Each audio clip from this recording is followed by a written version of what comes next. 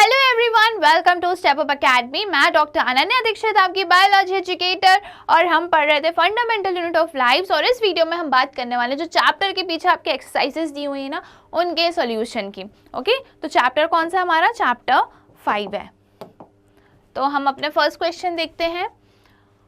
Make a comparison and write down ways in which plant cells are different from animal cells। अब यहाँ पे ये question पूछा गया है, बस मॉडिफाई कर दिया गया है। हमें डिफरेंस बताना है प्लांट सेल्स और एनिमल सेल्स के बीच में। ओके, तो सबसे बेसिक डिफरेंस क्या होता है प्लांट सेल्स और एनिमल सेल्स में, कि प्लांट सेल के पास होती है सेल वॉल जो प्लाज्मा मेम्ब्रेन के बाहर होती है, वहीं जो एनिमल सेल्स है उनके पास सेल वॉल नहीं होता है। Cell wall is present outside the plasma membrane, cell wall is absent. Okay, cell wall जो है प्लांट सेल में प्रेजेंट होता है और एनिमल में होता ही नहीं है। Generally regular in shape, generally irregular in shape. अब जो प्लांट सेल होते हैं वो रेगुलर शेप के होते हैं, एक जैसा ही शेप होता है, और जो एनिमल सेल हैं उनका शेप चेंज होता रहता है, इरेगुलर शेप के होते हैं वो। ओके, क्योंकि एनिमल सेल्स को क्या ग्रोथ दिखानी होती है, डेवलपमेंट दिखानी होती है, सेल डिवीजन होता है, तो इसलिए इनके पास इरेगुलर शेप होता है। Larger in size than animal cells, smaller in size than plant cells. अब ये क्या होता है, प्लांट सेल्स जो होते हैं वो लार्ज होते हैं, बड़े होते हैं, और वहीं जो एनिमल सेल्स हैं वो स्मॉलर होते हैं, स्मॉल होते हैं, छोटे होते हैं as compare to plant cells. Okay, next, plastids are present. अब प्लास्टिड्स जो है वो प्लांट सेल्स में ही प्रेजेंट होते हैं। प्लास्टिड्स क्या करते हैं, पिगमेंट देते हैं, कलर देते हैं, किसको?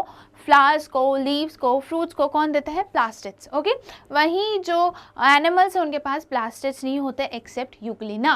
Okay, plastids are absent in all. सारे एनिमल सेल्स में प्लास्टिड्स नहीं है, बस एक यूग्लिना है जिनके पास प्लास्टिड्स होते हैं। अब permanent and large vacuole is present. अब प्लांट सेल के पास वैक्यूल्स होते हैं, परमानेंट होता है ये वैक्यूल, और लार्ज होता है।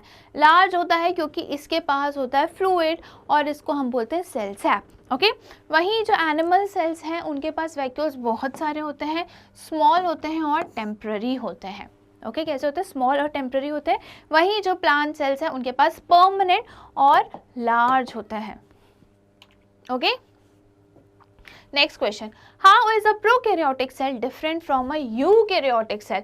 अब हमें बताना है कि जो प्रोकैरियोट्स हैं वो यूकैरियोट्स से कैसे अलग है, इसमें भी हमें डिफरेंस ही बताना है दोनों में। तो प्रोकैरियोट्स और यूकैरियोट्स का जो बेसिक डिफरेंस होता है वो ये होता है कि प्रोकैरियोट्स के पास डिफाइंड न्यूक्लियस नहीं होता, वहीं जो यूकैरियोट्स हैं उनके पास वेल डिफाइंड न्यूक्लियस होता है। Okay, most prokaryotes are unicellular, most eukaryotes are multicellular. अब ये जो बात यहाँ पे लिखी है, जो प्रोकैरियोट्स हैं तो वो तो सारे यूनिसेलुलर ही होते हैं, बट जो यूकैरियोट्स होते हैं वो मल्टीसेलुलर भी हो सकते हैं और साथ में यूनिसेलुलर भी हो सकते हैं। ओके, ओके, क्लियर है? यूकैरियोट्स क्या है, ज़्यादातर मल्टीसेलुलर होते हैं, बट वो यूनिसेलुलर भी हो सकते हैं, बट प्रोकैरियोट्स यूनिसेलुलर ही होते हैं। The nucleus is poorly defined due to the absence of nuclear membrane. अब जो न्यूक्लियस है वो वेल डिफाइंड नहीं होता। डिफाइंड नहीं होता इसलिए नहीं होता क्योंकि उनके पास क्या है, न्यूक्लियर मेम्ब्रेन नहीं है।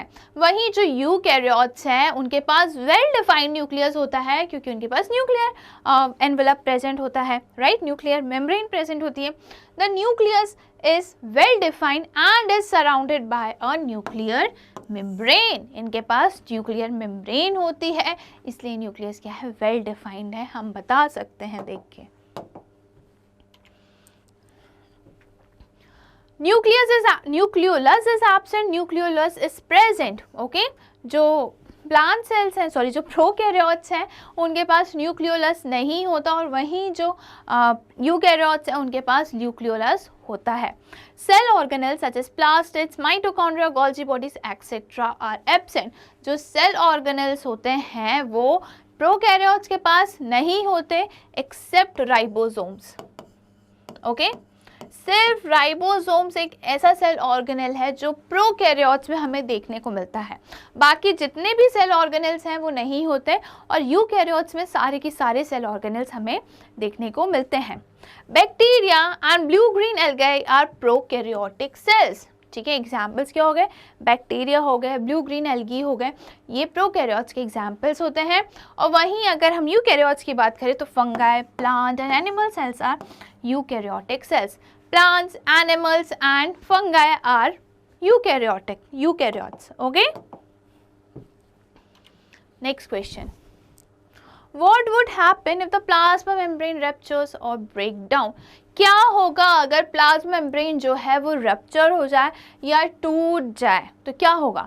प्लाज्मा मेम्ब्रेन क्या है? Plasma membrane outer most covering होती है सेल की, और ये क्या होती है? सिलेक्टिवली परमिएबल होती है, सेमी परमिएबल होती है, मतलब ये कुछ ही चीज़ों को परमिट करती है उनकी एंट्री और exit. Okay. In case plasma membrane ruptures or break down, all the useful substances will move out of the cell because membrane is selectively permeable. Okay? तो जो भी चीज़ है सेल के अंदर, यूजफुल सब्सटेंसेस हैं, वो सेल के बाहर आ जाएंगे, क्योंकि प्लाज्मा मेम्ब्रेन तो रप्चर हो गई है, तो सेल के अंदर जो भी यूजफुल चीज़ें हैं वो बाहर आ जाएंगी. ओके. अगर प्लाज्मा मेम्ब्रेन होता तो वो यूजफुल सब्सटेंसेस को वहीं रोक के रखती और कुछ जो वेस्ट मटेरियल है उनको बाहर जाने के लिए अलाउ करती. Okay. The transportation of material will be disturb. Selectively permeable membrane है, तो कौन सी चीज़ अंदर आनी, कौन सी चीज़ जानी है, क्या यूजफुल चीज़ें हैं, वो सब कौन डिसाइड करते था? Plasma membrane. ओके. अब क्या है? प्लाज्मा मेम्ब्रेन है ही नहीं, तो ट्रांसपोर्टेशन डिफिकल्ट हो जाएगा, वेस्ट भी आ जाएगा, यूजफुल सब्सटेंसेस तो आएंगे, ये वेस्ट भी आ जाएगा. ऐसे मतलब बहुत सारी चीज़ें जो हैं, जो वेस्ट प्रोडक्ट है, जो सेल के अंदर नहीं आना चाहिए, वो भी आ जाएगा. तो ट्रांसपोर्टेशन जो है वो डिस्टर्ब हो जाएगा. The cell will lose its normal shape. अब सेल के शेप जो होता है वो ख़त्म हो जाएगी. उसको कौन मेंटेन करके रखता है? प्लाज्मा मेम्ब्रेन मेंटेन करके रखता है. This may lead ultimately to the death of the cell. अब क्या हुआ? यूजफुल सब्सटेंसेस बाहर जा रहे हैं, वेस्ट सब्सटेंसेस अंदर आ रहे हैं, मतलब कोई वो ही नहीं है, जो जिसको अंदर आना आ जाओ, जिसको बाहर जाना जाओ. तो ऐसा क्या होगा? सेल की डेथ हो सकती है, सेल की डेथ हो सकती है. ओके. इसलिए प्लाज्मा मेम्ब्रेन होना ज़रूरी होता है. Next question. What would happen to the life of a cell if there was no Golgi apparatus? अगर Golgi apparatus नहीं होगा तो सेल की जो ज़िंदगी है उसका क्या हाल होगा, हमें यही बताना है. ओके. तो Golgi apparatus का काम होता है कि वो क्या करती है? मॉडिफाई करती है, पैकेजिंग में हेल्प करती है और डिस्पैच में हेल्प करती है. ओके. मटेरियल के ट्रांसपोर्टेशन में हेल्प करती है, उसको पैक करके रखती है. अगर गोल्जी अपैरेटस नहीं होगा तो क्या होगा? पैकेजिंग और डिस्पैचिंग का काम नहीं होगा, मॉडिफिकेशन नहीं होगा. Effect of absence of Golgi apparatus on life of a cell are as follows. The packaging and dispatching of different types of protein to various targets inside and outside the cell will be influenced. Okay? जो packaging और dispatching, मतलब जो proteins जो pack हो रहे हैं, transport हो रहे हैं, वो डिस्टर्ब हो जाएंगे. ठीक है. सेल क्या होता है कि सेल में ही काफ़ी डिफरेंट पार्ट्स में भी प्रोटीन्स की ज़रूरत होती है. ओके. और प्रोटीन, सेल के बाहर भी प्रोटीन की ज़रूरत होती है. अब वो सारी चीज़ें डिस्टर्ब हो जाएंगी अगर गोल्जी अपैरेटस को कुछ भी हुआ तो. The products of cell cannot be stored and modified later. अब जो सेल के प्रोडक्ट्स हैं, जैसे कि हमने पढ़ा था कार्बोहाइड्रेट वाले, तो कार्बोहाइड्रेट्स मॉडिफाई ही नहीं होगा. जब सेल में अगर गोल्जी अपैरेटस नहीं है, जो प्रोडक्ट्स हैं सेल के, वो उसको हम स्टोर भी नहीं कर पाएंगे और उसको मॉडिफिकेशन भी नहीं कर पाएंगे. क्यों? क्योंकि गोल्जी अपैरेटस के पास होते थे वेसाइकल्स जो थे वो स्टोरेज का काम करते थे और मॉडिफिकेशन पैकेजिंग का यही काम करते थे. No Golgi apparatus, no vesicle, no storage and no modification. Right. Next question. Okay. अभी एक और पॉइंट बचा है. This will affect the lysosome. Yes, Golgi apparatus का एक और काम होता है कि वो लाइसोसोम के फॉर्मेशन में हेल्प करती है. जो लाइसोसोम्स क्या होता है? सुसाइड बैग्स होते हैं, उनमें डाइजेस्टिव एंजाइम्स होता है. ओके. तो अगर गोल्जी बॉडीज नहीं होंगी तो लाइसोसोम्स का फॉर्मेशन भी इफेक्ट होगा. कैसे बनेगा, क्या बनेगा, वो सब इन्फ्लुएंस्ड होगा. This will cause accumulation of worn out and dead cell organelles within the cell which may cause cell death. Okay. अब लाइसोसोम फॉर्म नहीं हो पाया है. लाइसोसोम्स को क्या बोलते हैं हम? सुसाइड बैग्स बोलते हैं, क्योंकि वो जो भी वेस्ट मटेरियल है और जो सेल ऑर्गेनल प्रॉपरली फंक्शन नहीं कर पा रहे हैं, वेस्ट मटेरियल है, फॉरेन पार्टिकल्स हैं, उनको ब्रेक डाउन करते हैं. अब लाइसोसोम्स नहीं होगा तो ये सारी चीज़ें सेल के अंदर ही रह जाएंगी, उनका डाइजेशन ही नहीं होगा, ओके और अल्टीमेटली क्या होगा, cell death, right. Next question, which organelle is known as the power house of the cell, why, कौन बोलता है, किसको हम जो है power house of the cell बोलते हैं? बहुत ही सिंपल क्वेश्चन है, माइटोकॉन्ड्रिया को बोलते हैं। और इसलिए बोलते हैं कि माइटोकॉन्ड्रिया जो है वो एनर्जी रिलीज करती है एटीपी के फॉर्म में। क्यों एनर्जी रिलीज करती है? क्योंकि सेल जो फंक्शन करता है उसको एनर्जी की ज़रूरत होती है, और ये एनर्जी कौन देता है? Mitochondria, okay. माइटोकॉन्ड्रिया में सेलुलर रेस्पिरेशन होता है। Mitochondria are called powerhouse of the cell. It contains oxidative enzyme which oxidize the food and convert it into energy currency of the cell in the form of ATP. Okay, mitochondria क्या है? Powerhouse of the cell है, उसके पास oxidative enzymes होते हैं which oxidize the food and convert into energy. क्या करते हैं? Food को ऑक्सीडाइज करते हैं। ऑक्सीडाइज मतलब, what does oxidize मतलब? एडिशन ऑफ ऑक्सीजन, ठीक है, एडिशन ऑफ ऑक्सीजन। तो ये जो ऑक्सीजन है वो जाके फूड में मिल जाता है और एनर्जी रिलीज होती है, ओके। अब सेलुलर रेस्पिरेशन का अगर मैं आपको वो बताऊं तो C6H12O6, ओके, प्लस ऑक्सीजन और ये रिलीज करती हैं ATP, ओके। ये होता है माइटोकॉन्ड्रिया में। क्या होता है कि जो फूड है ये क्या है, ये किसका फॉर्मूला है? ये ग्लूकोज का फॉर्मूला है। ग्लूकोज में ऑक्सीजन आके ऐड हो जाता है, ऐड होने के बाद क्या रिलीज होती है? ATP रिलीज होती है, और as a by product, waste product carbon dioxide भी रिलीज होता है, ओके। तो ये क्या हुआ? ऑक्सीडेटिव एंजाइम हुआ और ऑक्सीडाइजिंग द फूड, ठीक है, मतलब ये फूड को ऑक्सीडाइज कर रहा है, फूड में ऑक्सीजन ऐड हो रहा है। This energy is used by body for making new chemical compound and for doing other work. This is the reason mitochondria are called powerhouse of the cell. Okay, अब ये जो energy release हो रही है ये क्या करती है?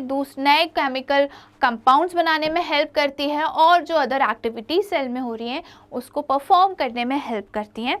इसलिए माइटोकॉन्ड्रिया को हम क्या बोलते हैं? Power house of the cell बोलते हैं, okay. Next question, Where do the lipids and proteins constituting the cell membrane get synthesized? अब हमें ये बताना है कि जो लिपिड्स है और जो प्रोटीन्स है वो कहाँ सिंथेसाइज्ड होता है, ओके। सेल मेम्ब्रेन में, सेल मेम्ब्रेन क्या है? प्लाज्मा मेम्ब्रेन है। प्लाज्मा मेम्ब्रेन किससे बनी होती है? लिपिड से बनी होती है और प्रोटीन से बनी होती है। ये सब कहाँ सिंथेसाइज होता है? ये सिंथेसाइज्ड होता है एंडोप्लाज्मिक रेटिकुलम में। कहाँ सिंथेसाइज होता है? ये एंडोप्लाज्मिक रेटिकुलम में, ओके। लिपिड्स जो है वो स्मूथ एंडोप्लाज्मिक रेटिकुलम में होता है, वहीं जो प्रोटीन है उसको कौन बनाता है? उसको बनाते हैं राइबोसोम्स, और राइबोसोम्स होते हैं एंडोप्लाज्मिक रेटिकुलम में, तो उसको हम बोल देते हैं rough endoplasmic reticulum. The synthesis of lipids occur in smooth endoplasmic reticulum, SER. The proteins are synthesized in the ribosomes.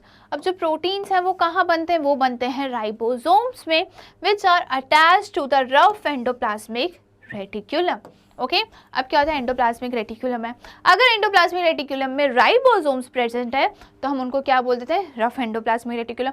अगर उनमें राइबोसोम्स एब्सेंट है, प्रेजेंट नहीं है, तो उनको हम बोलेंगे smooth endoplasmic reticulum. Smooth endoplasmic reticulum lipids का फॉर्मेशन करते हैं, रफ एंडोप्लाज्मिक रेटिकुलम उनके पास राइबोसोम्स होते हैं, इसलिए वो प्रोटीन सिंथेसिस में हेल्प करते हैं, okay. Next question, how does amoeba obtain its food? Amoeba अपना फूड कैसे लेता है? तो क्या होता है इसमें? इनकी प्लाज्मा मेम्ब्रेन हेल्प करते हैं। Amoeba obtain its food through endocytosis. कौन सी प्रोसेस होती है? एंडोसाइटोसिस। दो प्रोसेस होती है, एंडोसाइटोसिस एंड एक्सोसाइटोसिस। जनरल में बता रही हूँ, अमीबा में तो एंडोसाइटोसिस ही होता है, ओके। एंडोसाइटोसिस का मतलब कोई चीज सेल के अंदर आ रही है, और एक्सोसाइटोसिस का मतलब होता है कोई चीज सेल के बाहर जा रही है। तो अमीबा जो फूड लेते हैं अंदर, वो किस प्रोसेस से लेते हैं? एंडोसाइटोसिस की प्रोसेस से, okay. It is the process of injection of food through the plasma membrane. अब ये जो प्रोसेस है वो काय की प्रोसेस है कि ये फूड को इंजेस्ट कर रहे हैं, फूड को अंदर ले रहे हैं। किसकी हेल्प से ले रहे हैं? वो प्लाज्मा मेम्ब्रेन की हेल्प से, ओके। प्लाज्मा मेम्ब्रेन को सेल मेम्ब्रेन भी बोलते हैं। This occur due to flexibility of plasma membrane which enables the amoeba to engulf food. Okay अब ये जो प्लाज्मा मेम्ब्रेन होता है ये इतना फ्लेक्सिबल होता है जिसके कारण जो फूड है, जो अमीबा है, वो फूड को एंगल्फ कर लेता है। ओके क्या कर लेता है? एंगल्फ कर लेता है। अमीबा जो होता है वो इरेगुलर शेप का होता है। ओके जिधर भी उनको फूड दिखते हैं वो वहाँ पे अपना साइटोप्लाज्म बढ़ाने लगते हैं और फॉल्स फीड बनाते हैं, जिसको हम बोलते हैं स्यूडोपोडिया। ओके क्या बोलते हैं? स्यूडोपोडिया बोलते हैं। ओके तो स्यूडोपोडिया जो होते हैं, स्यूडोपोडिया की हेल्प से ये फूड को एनगल्फ कर देते हैं। ओके सपोज या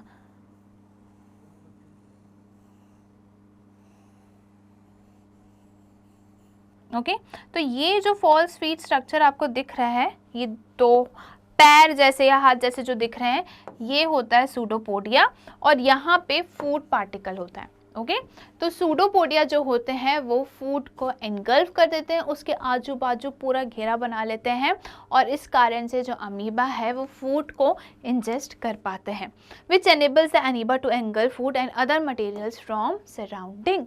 तो इसमें इनकी हेल्प कौन करता है? प्लाज्मा मेम्ब्रेन करते हैं और इस प्रोसेस को हम क्या बोलते हैं? एंडोसाइटोसिस। और ये जो प्रोजेक्शन बनता है ना, जहाँ पे फूड को ये एनगल्फ करते हैं, इसको हम बोलते हैं वैक्यूल।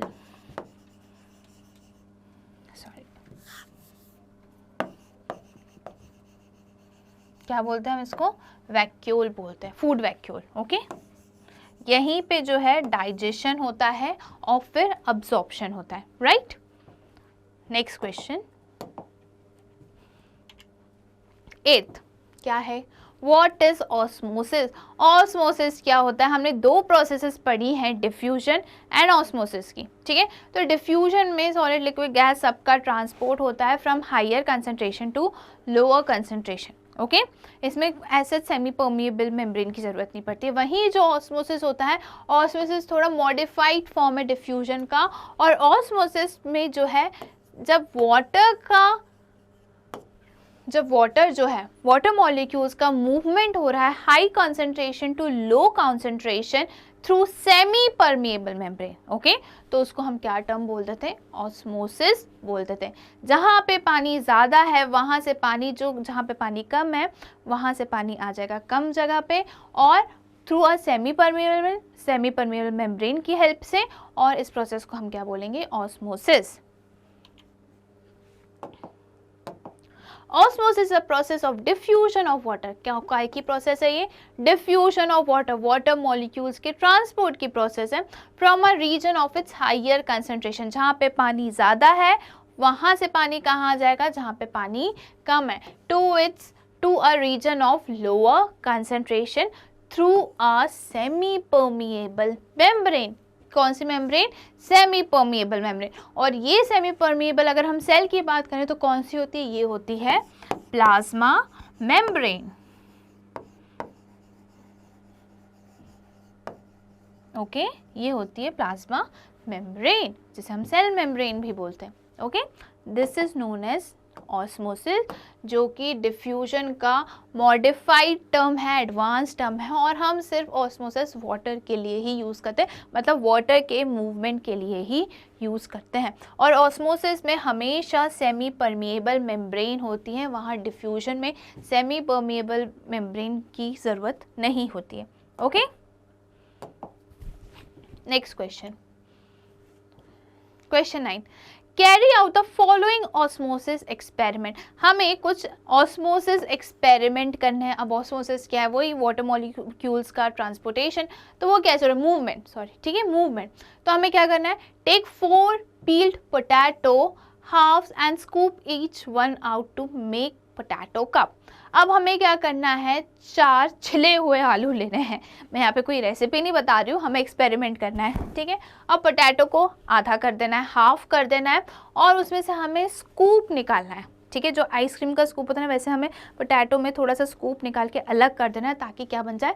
पोटैटो कप बन जाए। वो कप बन जाएगा, हमने थोड़ा सा पोर्शन निकाल के अलग कर दिया, right. One of these potato cup should be made from boiled potato. अब ये जो 4 पोटैटोज हैं, 4 पोटैटोज हैं, उनमें से जो एक पोटैटो है, कोई भी एक पोटैटो को हमें बॉइल्ड पोटैटो यूज़ करना है। ठीक है बाकी सब तो कैसे रहेंगे? रॉ रहेंगे, मतलब बिना बॉइल्ड। ठीक है, बट एक जो रहेगा वो बॉइल्ड रहेगा। तो 3 कैसे हैं जो रॉ पोटैटोस हैं, बॉइल्ड नहीं है, और एक कैसा है जो बॉइल्ड है। ओके, ऐसे यूज करना हमें। पुट ईच पोटैटो कप इन अ ट्रॉफ कंटेनिंग वाटर। अब हमें पोटैटो किस में रखना है, ट्रॉफ में रखना है जिसमें पानी भरा हो। अब देखते हैं क्या करना है। कीप कप ए एम्प्टी। अब जो ए कप है, जो मतलब ए पोटैटो कप है, उसमें हमें कुछ भी नहीं डालना है। Okay, put 1 teaspoon sugar in cup B. अब जो पोटैटो बी है उसमें हमें क्या ऐड करना है, शुगर ऐड करना है। कितनी चम्मच, 1 चम्मच, ठीक है। Put 1 teaspoon salt in cup C. अब जो पोटैटो सी है उसमें भी हमें 1 चम्मच ना, हाँ 1 टीस्पून सॉल्ट ऐड करना है, नमक ऐड करना है। फोर्थ है put 1 teaspoon sugar in the boiled potato cup D.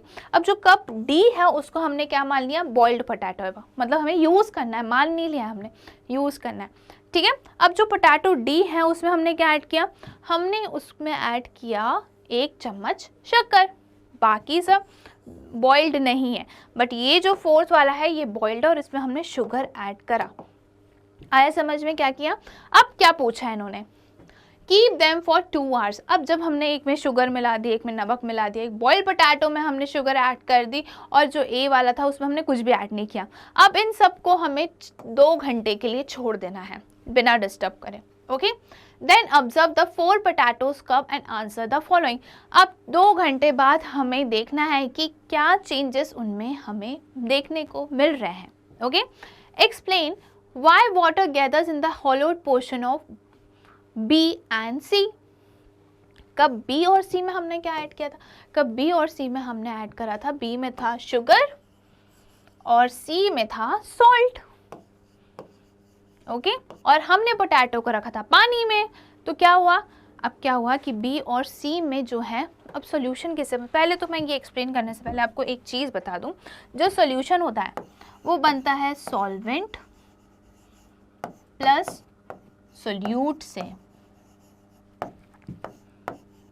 Okay,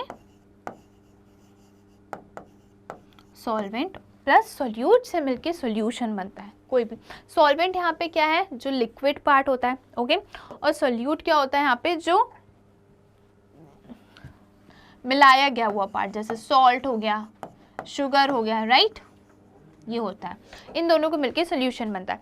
अब यहाँ पे तो सोल्यूशन नहीं है, बट यहाँ पे हमने पोटैटो में क्या ऐड किया था, हमने शुगर सोल्यूट ऐड किया था। क्या ऐड किया था, सोल्यूट, एक में शुगर एक में सॉल्ट। ओके, तो क्या हुआ कि जो पानी है, जो पानी जिस पानी है वो कहाँ आ गया था, पोटैटो के अंदर आ गया था, बी और सी में। क्यों आ गया था, क्योंकि बी और सी में सोल्यूट का कंसंट्रेशन क्या था, ज़्यादा था, सोल्यूट का कंसंट्रेशन ज़्यादा था, और उसको हमने रखा था हाइपोटोनिक सोल्यूशन में। हाइपोटोनिक मतलब जहाँ पे पानी ज़्यादा है, और बी और सी में तो पानी था ही नहीं, तो पानी क्या हुआ, पानी सेल के अंदर आ गया, मतलब पोटैटो के अंदर आ गया। पोटैटो को हम कैसे यूज़ कर रहे हैं, एज अ सेल यूज़ कर रहे हैं। ओके, तो सेल को हमने पानी में रखा, हाइपोटोनिक सोल्यूशन में रखा, तो पानी सेल के अंदर आ गया।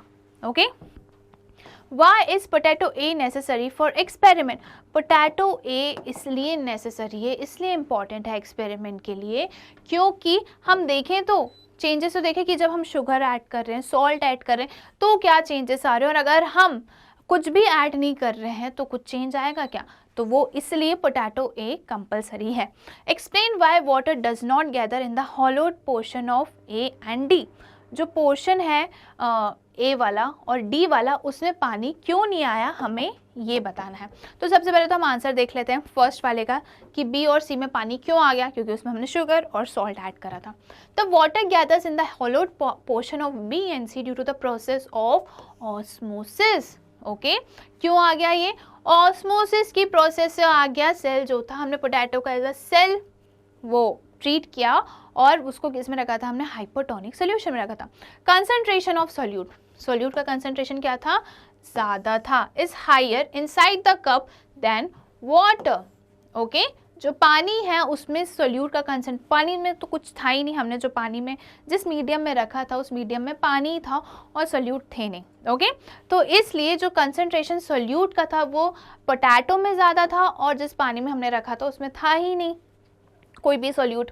Hence, water flows from a region of higher concentration to the region of lower concentration. इसलिए पानी जो है वो higher concentration से lower concentration में चला गया और इस प्रोसेस को हम क्या बोलते हैं? ऑस्मोसिस। पोटैटो ए, अब ये पूछा गया था कि पोटैटो ए क्यों ज़रूरी है एक्सपेरिमेंट के लिए। Potato A act as a reference of control for the experiment which helps in comparing result. अब potato A जो है वो हमने result को compare करने के लिए रखा था। Okay? Water does not gather in the hollowed portion of A and D because of the following reason. अब इन reasons के कारण A and D में पानी क्यों नहीं घुसा वो हम बता रहे हैं। Hollow portion of potato A is empty and there is no concentration difference, so no osmosis occur. ठीक है, हॉलो पोर्शन ए में जो है उस वो एम्प्टी है, हमने उसमें कुछ भी ऐड नहीं करा था तो उसमें कोई भी कंसंट्रेशन नहीं था, राइट, जो कि पानी को मूवमेंट कर रहे थे। तो ये क्या मीडियम एज अ शो हुआ, हमें आइसोटोनिक मीडियम शो हुआ, है ना। तो इसलिए पानी जो है वो ना अंदर आया ना बाहर गया। The hollowed portion of potato D contains sugar, but the potato cup is boiled. Osmosis cannot occur as semi-permeable membrane is destroyed by boiling. अब boil किया हमने जो potato, उसकी जो semi-permeable membrane थी, जो plasma membrane थी, वो क्या हो गई थी? Rupture हो गई थी, damage हो गई थी, right? तो क्या हुआ, जो portion था वो potato था, potato जो था वो boiled था, semi-permeable membrane हमने उसकी damage कर दी थी boiling से, ठीक है। तो ऑस्मोसिस जो है वो नहीं हो पाया और ऑस्मोसिस में ज़रूरत किसकी होती है? सेमी परमिएबल मेम्ब्रेन की ज़रूरत होती है। हमने हमारे प्रीवियस क्वेश्चन में ये डिस्कस करा था।